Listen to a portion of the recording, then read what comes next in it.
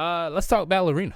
Dude, she was in the bar and saw the Jeep Grand Cherokee outside and decided to stay. So, Ballerina, talking out of context, I love this movie. I thought it was really good. I don't think it's any better than any of the John Wick like proper movies, but I definitely I do think it's like just as good as 2, 3, or 4. Nothing, in my opinion, would ever be number one. I think number one's the best film. Yeah, it's a perfect movie. It's a perfect action movie. Yeah. But the trilogy that they made as supplementary content for 2, 3, and 4, I think this movie is about the same level as those. I know 3 gets a bit of a bad rap sometimes, but I really liked it. But this is about Ana de Armas's character effectively having to John Wick, but as a woman, which that's not me being sexist. That's the point of the film. They even say it in the movie. You know, the tagline is, fight like a woman, fight like a girl. And it's really just watching this woman be this one woman army in a way that you're like, John Wick could just like shoot these guys between the dome with his eyes closed, and for her it's a lot difficult because she's not as trained, she's not as strong, she's not as tall, she's not as fast. How do you beat these people? The crux of the film is that she is on a revenge tour. Basically, when she was a kid, her father got killed by these people. She gets taken in by the ballet group. Yeah, like the Russians. I forget the name of the group. She gets taken in by them, and she becomes basically their top number one. And she does what you do in a John Wick type movie. Yeah, she finds through a mission. She ends up finding the people that killed her dad when she was a kid. And she's like, well, now I gotta go and get my get back. And she is warned, hey, don't do that because these are really dangerous people. This is a cult. This is just not our bag. And she's like, that's cool. I'm gonna go do it anyway though. And she does it. And some really great moments, some really solid fight scenes. Like I said, I think the action from the perspective of I am not as capable as John Wick in a John Wick film, I actually think it works for this movie. It's called, Ballerina, a John Wick story, or something along that lines in terms of the tagline. And from the world of John Wick, I believe. Thank you. Yeah, from the world of John Wick. And it does really feel like it's from the world of John Wick, not just including like the Continental and other things that are within the movie, but it does feel like this is made in that same vein, that same style, similar to movies like Upgrade or Sisu or stuff like that, where it's like, yeah, you can tell that the John Wick people made these movies. But I think it handles itself really well. I don't think that it shoves the message down our throats. I think that she's actually an incredibly capable fighter. I would argue that there's like as much as and when we say the message, we're really just critiquing the way that critics critique. We're not necessarily taking issue with that. But I would say that this movie doesn't really have the message as a way. Like I don't think that anything about the fact that this one stars a girl rather than John Wick proper has anything to do with the message. But if we were to entertain that, I would give the same praise to this movie that I give like the Thunderbolts, where it's just like you are doing this in what feels like a genuine way. Like it's not, I don't think there's anything inherently insulting about suggesting that people who are different have to tackle problems differently. Now, if she was in that movie relying on her sex appeal and she's just another pair of boobs, then I would understand if you're just like, we're a little more capable than that. But she's told at the beginning of the movie, it's like, you're always going to be smaller. You're always going to be physically weaker than the people you're going up against. So you got to figure out another way to do this. And that doesn't mean that she disguises herself as a maid for the rest of the. It just means that she uses her environment a little bit more. She's still a good shot. She still knows how to use a knife. It's just like, I'm not going to get into a knife fight with you per se. I'm just going to jump on your back and get you in the neck because I'm just, or whatever like that. And she takes some hits too. Oh my God, does she? It feels like at times she takes hits that John didn't even take, where I'm like, I don't understand how you're still alive. And I don't even mean from like I don't mean anything other than I don't understand how anyone is still alive after taking a hit like that. But all I wanted from that movie was I didn't want to feel like they were trying too hard to convince me that this girl could be an action star, because I really don't have a hard time getting myself there. I don't understand people who do. So it's not like you had to do much, and they did exactly what I think you do. It all made sense. The only thing I'm really critical about when it comes to this movie, because when it comes to these John Wick movies, I'll let really anything go, because I just love the John Wick experience. Only thing I'm critical of is their use of John Wick. How her conflict with John Wick goes down, I don't have an issue with. It's very Darth Vader Reva, where I'm like, this is how that would go, I would imagine. My issue is that I feel like that conflict was forced in there just so John Wick would be in the movie. Yeah. In terms of like continuity, 'cause I'm pretty sure you're speaking a bit more than just that, but like, because I didn't personally have much of an issue with it, but in terms of continuity, from what I remember and the way that they're advertising this movie, is that this takes place in between 3 and 4, 4 being the final film. If at the end of 3, he is recovering after being shot off of a building, when did he have time to do any of this? That's what I'm saying. Like, it messes with the continuity, and it also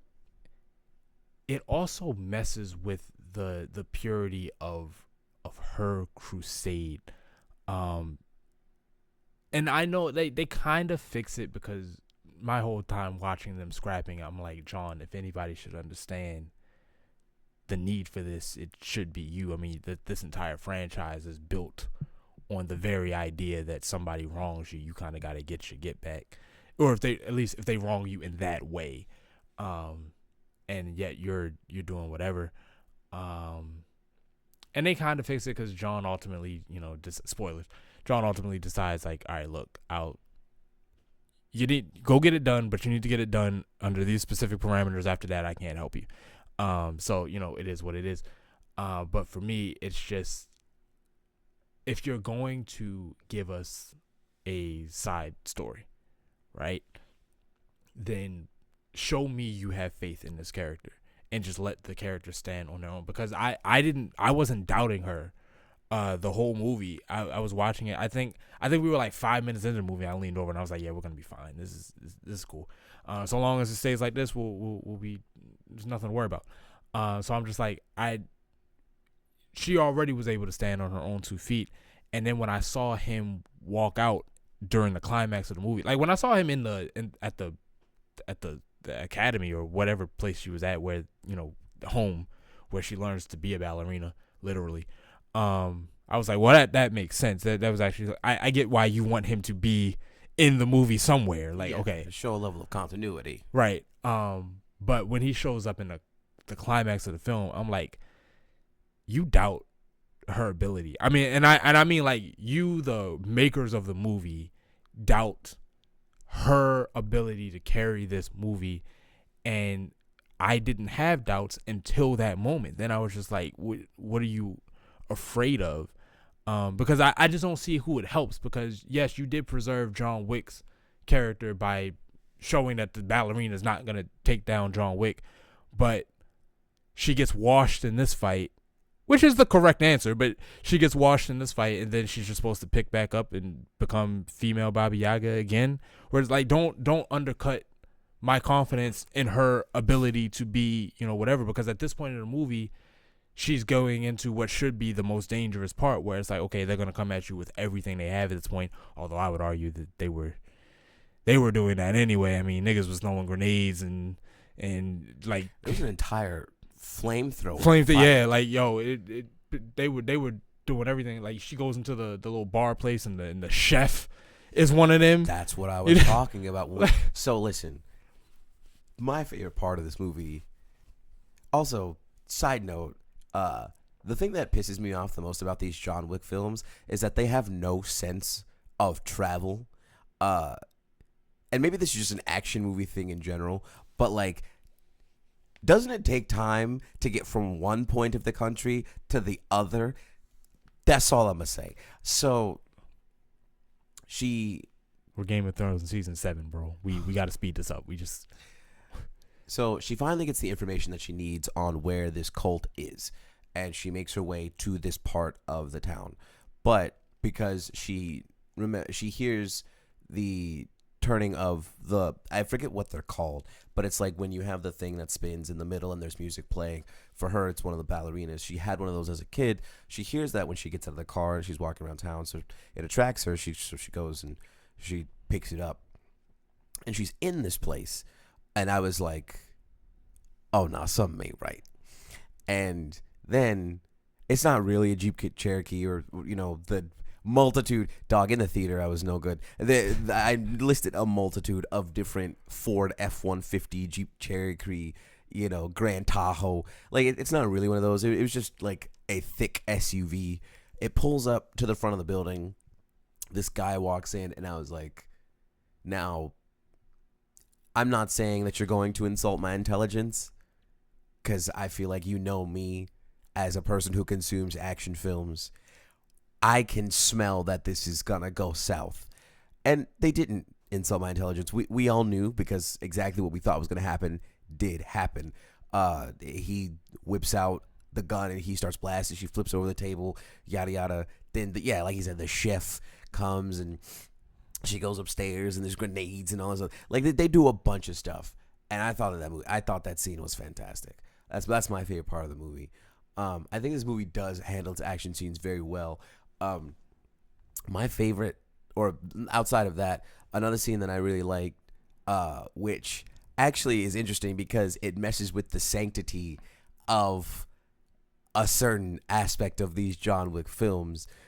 Every John Wick film has the suit up scene, effectively. Oh yeah. They hand off the coin. They what's on the menu? Let me get this gun. Let me get that gun. I love a great gear up scene, by the way. Just something about me personally. Absolutely. I love that in movies. Absolutely. Just anytime. So it's like, okay, cool. We're gonna get the traditional John Wick scene. She talks to the guy and he's like, "Do you want this? Do you want that? Yada yada yada." And then all of a sudden, and it's really just all of a sudden, they pick up a gun and then the camera cuts to an explosion. I was like, what? Very jarring. Yeah, it felt like getting attacked on a pause menu. Yeah, right? So then, the people that she's hunting, who also know that they're hunting her, they come in, they raid the joint. There's an action sequence in there. That's where she finds out where to find these people, thus moving into the aforementioned bar scene. But I was just like, this is a great scene, but my trust is broken. Oh, yeah, absolutely. Like, if we have another John Wick film and they show us a suit-up scene, I'm just going to be like, this is that one time in Dead Space 2 where you get into an elevator, because in Dead Space 2, elevators are your safe havens, except that one time at the end of the game where you go through fighting thousands of necromorphs, and they're like, oh, by the way, what if I just, made this elevator that you thought was safe not safe? Yeah, all in all, a great movie. And that scene kind of is a perfect segue, because it's exactly like that scene in The Last of Us 2 when you're working with your gun and you get attacked